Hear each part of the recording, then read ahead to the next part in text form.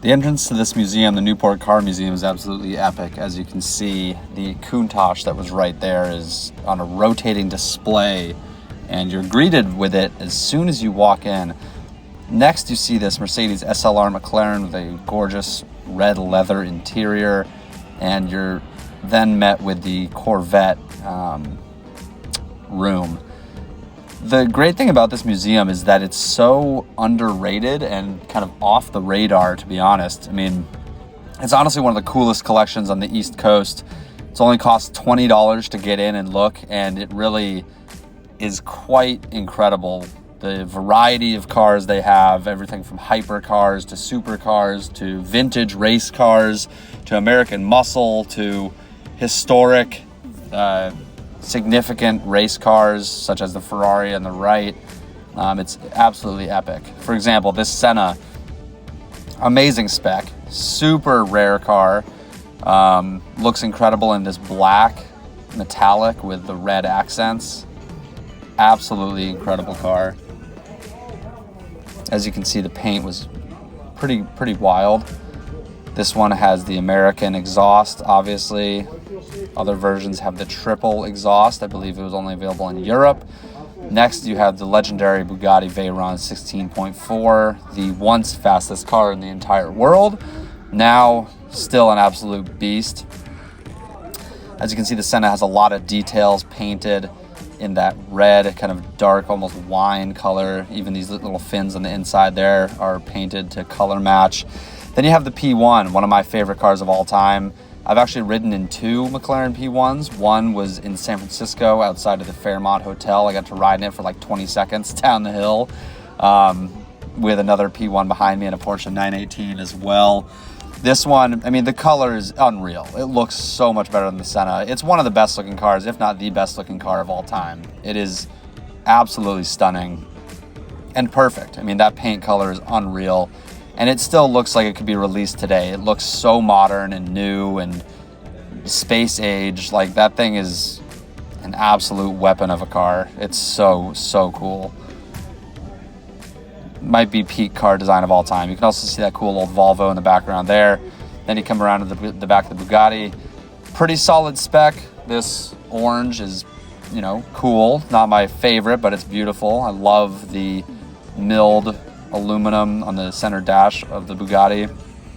Classic for most Veyrons, except a few that had either carbon fiber on like the Vitesse and Super Sport or chrome on a few of the special editions. And there's another view of the Senna in the back there. Next, we head over to the Murcielago and the Lamborghini section. The Murcielago is my favorite car of all time. This is the LP640 version. LP640 Roadster to be exact. The only way it could get better is if it was in yellow or Verde Ithaca, and if it was a manual, obviously. But that's kind of, you know, very obvious. Everyone wants a manual. This thing it's just my favorite car design of all time. It perfectly encapsulates what a Lamborghini should be. It's aggressive, beautiful, cool, looks like a spaceship. It's the best. Coming over to the Diablo, also a great car. This one is manual. Well, they were all manual, but you can see on the wall there's a matching painting of the Diablo, or a photograph, I should say. Beast of a car, the VT. Very cool, but I would take a Murcielago in a heartbeat over the Diablo.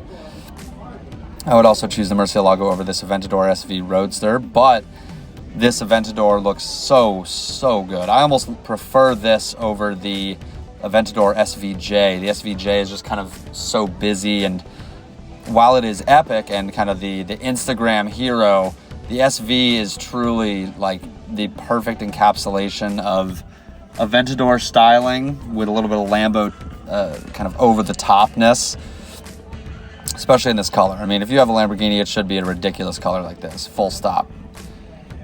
Absolute animal.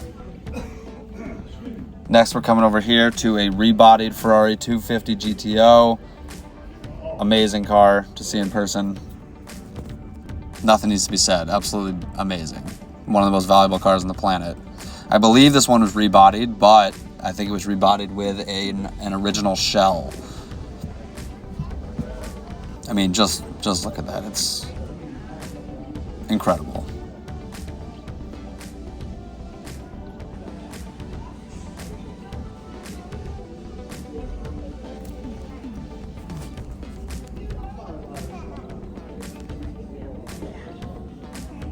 One of the best car designs of all time. Next, we go over to the Corvette room, where you can see a litany of different special Corvettes. This one, the ZR1 Roadster with the optional wing. I've only seen a few in this spec that have the wing with the Roadster. It looks ridiculous, to be honest, but it's freaking awesome. Has the chrome wheels too. They just absolutely sent it. Then there's a C6 art car. Also looks very cool. I believe this one was an automatic, which is a shame, but still very cool. The brand new white Z06 with the flat plane crank V8 that sounds absolutely insane. Then you got the split window, the first gen Corvette over there, the white one in the middle, and the split window that we just passed. An iconic Corvette race car there. The split window just looks gorgeous. A friend of mine has a red one and it's incredible.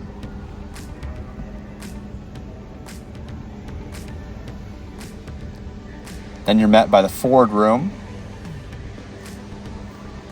As you can see, the brand new Ford GT with the 6-cylinder engine, and then the first gen Ford GT with the V8 and the awesome interior and manual transmission, and kind of opposite color schemes.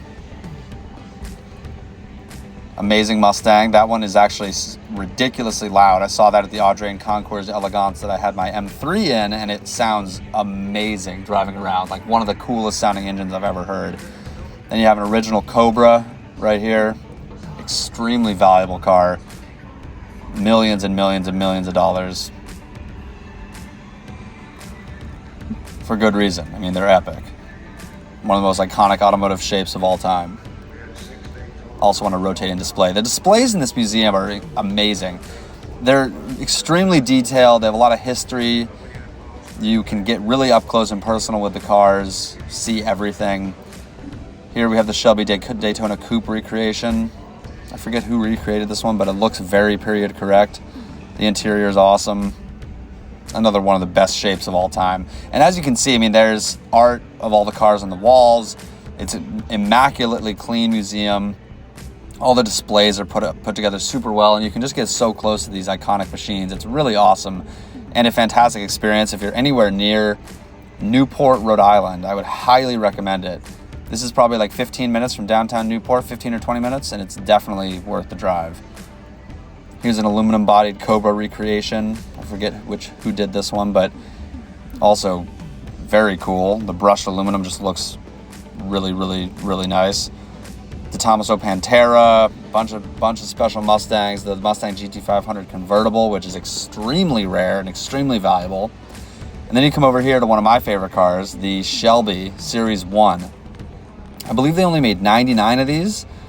I could be wrong, but I think it was only 99 of them. Extremely cool, extremely limited, extremely rare, and extremely good looking. That front part on the hood, oh, there's a GT40 there on the left, that kind of diving hood reminds me of the 488 Pista, but this car was done in the late 90s, I believe, or early 2000s, and it kind of paved the way for designs like the Pista, where it looks like the stripes are disappearing into the ground. One of my favorite design elements of that car. And here, obviously, the legendary Ford GT40, incredible car and an incredible spec, Ford blue with the racing stripes. Amazing. Nothing else needs to be said about that. Then we got a Mach 1, and then you can see as we transition into the older American muscle cars there on the right, and then probably my favorite room, the Porsche room. Here's a recreation of one of Porsche's most famous race cars. Absolutely amazing. I saw a real one of these, quote unquote real, but an original one down at a car museum in Naples called the Revs Institute, which also has one of the most epic Porsche collections ever. This room was just incredible. You see the 918 Spider, you see the 992 GT3 RS, Carrera RS tribute with the Weissach package and the green wheels and green accents. That was a special package. I believe they only did it for a few cars, but it's to pay homage to the old Carrera RS from back in the day. Here we have a GT2 RS, 991. beast, one of the best Porsches ever. And then we have a 996 GT2 with a manual. Amazing, amazing, amazing car. And then probably my favorite 911 ever, the 997 GT3 RS 4.0. These are getting close to $1 million, which is insane. But they're the last of the Metzger cars. They have the 4-liter engine. And I mean, the best 911 shape ever. They are beyond cool. The 997 is peak Porsche and peak GT3. Here we have a Targa. I believe that's in Viper green. 991.1 Targa. Cool car. 918 Spider, also non-Weissach package. Then we have the Speedster. Ultraviolet GT3 RS. You got an old 911 Targa there. The ultraviolet car is amazing. I've ridden in one of those and they feel like pure race cars on the road. You got the Boxster Spider, another, I believe this is Python green or Viper green GT2 RS, and then the Carrera GT. And then the Porsche 959 in the background there, white on white. This thing, the Carrera GT, is just the best. It's such an amazing, amazing, amazing car. That terracotta interior, manual transmission, the wood shift knob, everything about it is just amazing. Fun fact, on the passenger side, both of those wheel lugs are blue, and on the driver's side, they are both red. Little fun fact for you. We got the 997 Speedster, amazing, cool car, automatic, which is tragic to be honest, but it's the Porsche automatic, so it's not that bad. You got a 930 Turbo, silver one on the left or on the right back there. And then we'll check out the 959, one of the original supercars. Some would say the original hypercar, in white on white with a black interior. I've seen this one before, I think at the Audrain Museum, also in Newport, also worth checking out. Amazing, amazing car. Well, there you have it, a review of the Newport Auto Museum. If you're ever down there, take a trip. It is well worth it and only $20. Thanks for watching. Have a great day.